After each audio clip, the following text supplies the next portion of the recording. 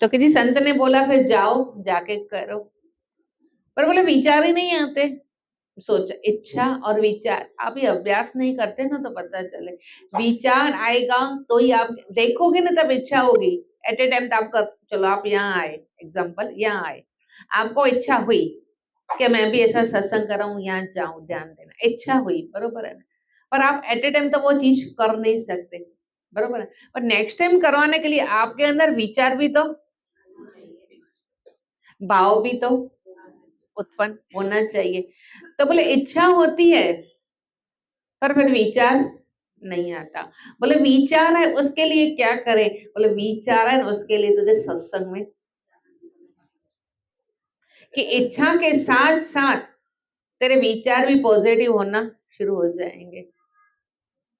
जैसे इच्छा होती है ना हमको, जैसे यहाँ कोई पाठ कर रहा हो, यहाँ कोई अनुभव हमको बताए कि हम 10 पाठ करते हैं या 100 माला करते हैं या ये नित्यनेम करते हैं, बरोबर। तो आपके टाइम भी एट ए टाइम इच्छा हुई ना कि मैं भी क्या करूं करूं, ऐसा होगा। पर आप यहाँ सत्संग में तो नहीं करोगे, उसके लिए आपको घर में, पर घर में हमारे पास फिर जानने के बाद हमारे अंदर ही पॉजिटिव विचार ही नहीं आते। तो बोले विचार ही फिर नहीं आते। बोले विचार आए ना उसके लिए तुझे नित्य सत्संग क्या है जाना पड़ेगा, करना पड़ेगा। ये सत्संग में आने के बाद ही तुझे अच्छे विचार आएंगे, अच्छे विचार आने के बाद ही तेरे कर्म अच्छे होंगे।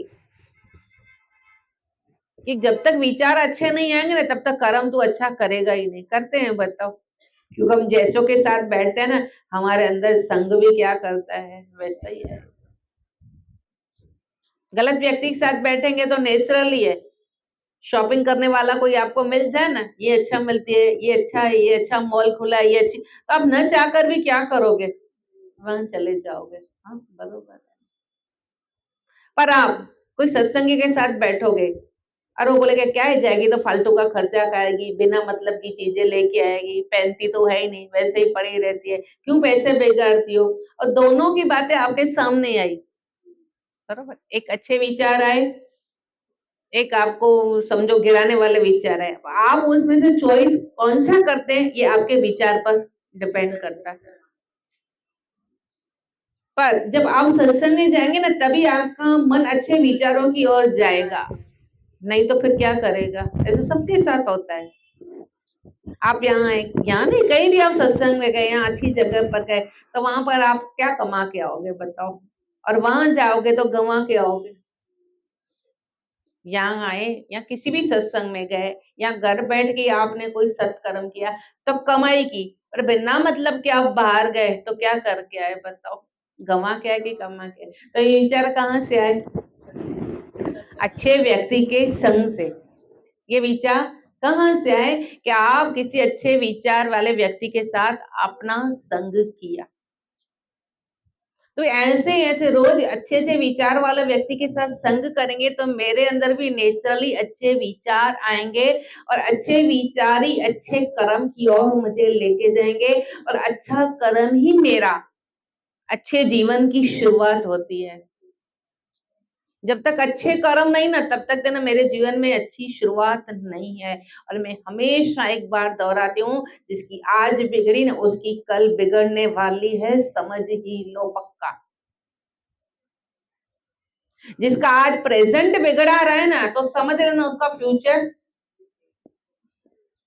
कि जो आज पढ़ाई नहीं कर रहा वो कल पास होगा, कैसे होगा ये बताओ मुझे। हाँ, और जो आज पढ़ाई करेगा तो नेचुरली ये पास होने वाला ही है ना। और जिसका आज अच्छा है ना उसका, एक होता है भूतकाल जो चला गया, बरोबर, वो वापस नहीं आएगा। एक है वर्तमान और एक है भविष्य, बरोबर। 3 काल है, गुजराती में बोल रहे हैं, तो इंग्लिश में बोलेंगे तो समझेंगे नहीं। भूतकाल माना जो चला गया, अभी क्या है पास्ट, बरोबर, अभी प्रेजेंट और फ्यूचर। तो पास्ट जो चला गया माना भूत, जो वक्त, भूतकाल मतलब जो समय चला गया वो वापस। कोई बच्चा फेल हो जाए और रोता ही रहे, मैं फेल हो गया, मैं फेल हो गया, तो क्या पास होगा? नहीं होगा ना। ऐसे ही हमारे जीवन में कई गलतियां, कई गलत बातें, कई गलत कर्म हो गए, बरोबर है ना। और हम सोचते रहे गलत हो गया, गलत हो गया, तो आज सुधरेगा। पर तो वो चीज़ों को भूल कर आज प्रेज़ेंट माना तो वर्तमान में, आज अभी, बी प्रेज़ेंट तू अच्छा बनने की कोशिश कर। गुरु के वचन पर चल, अपने आप को समर्पण कर, सच्चाई से चल, तो नेक्स्ट तेरा कल माना तेरा फ्यूचर क्या होगा। माना कहने का भावार्थ है प्रेज़ेंट ही मेरे हाथ में है और ये चीज़ हम नहीं समझते। हम अपनी प्रेज़ेंट भी क्या करते हैं, बिगाड़ते हैं। पास्ट के चक्कर में अपनी प्रेज़ेंट माना ध्यान तो बहुत गहराई वाली बात है कि हम आज अपना क्या करते हैं,